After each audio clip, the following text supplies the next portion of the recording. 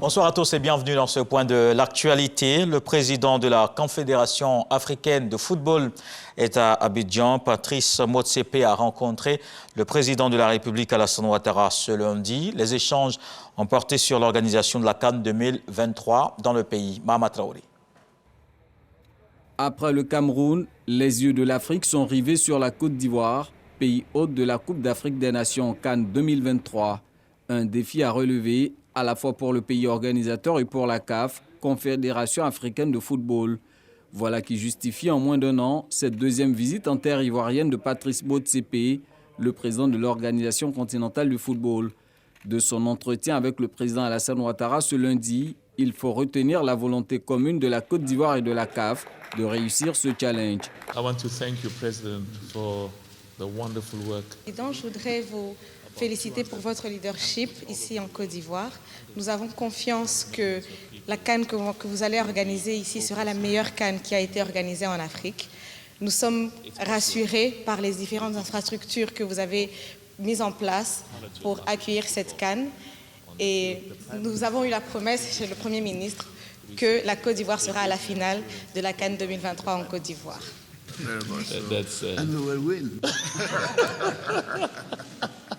Cette 34e édition de la CAN sera la deuxième de l'histoire organisée par la Côte d'Ivoire après celle de 1984. L'événement se tiendra à partir de juin 2023 dans 5 villes, à savoir Abidjan, Yamoussoukro, Bouaké, San Pedro et Korogo.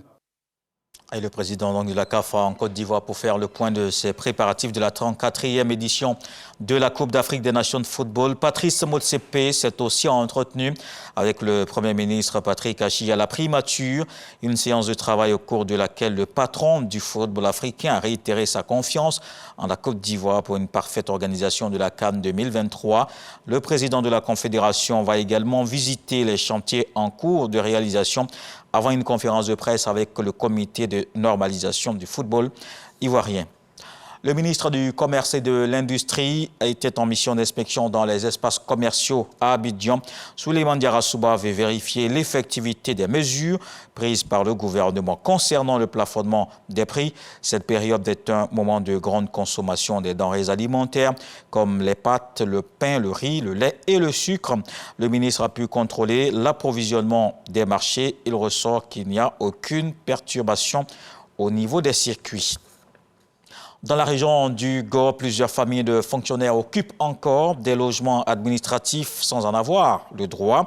Elles sont invitées à rendre les clés qui seront affectées à d'autres travailleurs. Pour ce faire, une rencontre entre ces familles et le directeur régional de la construction a eu lieu récemment à Gagnoa.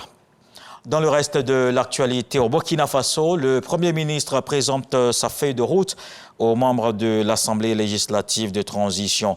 Albert Ouedraogo a mis en avant les questions sécuritaires. Son gouvernement entend lutter contre l'insécurité et récupérer les parties du territoire occupées par les groupes armés. Cela passe par la réorganisation au sein du commandement des forces armées, le renforcement des effectifs à travers les recrutements, le rappel des militaires retraités et le renforcement des partenariats. Albert Ouedraogo souligne que le gouvernement a opté pour la diversification des partenaires stratégiques du Burkina Faso dans le respect de l'indépendance et de l'intégrité du pays. On termine en Ukraine. Le président ukrainien dénonce un génocide. Volodymyr Zelensky s'est rendu ce lundi à Boutcha, une ville proche de Kiev récemment reprise par les troupes ukrainiennes. L'armée russe est accusée d'avoir commis un massacre sur la population civile.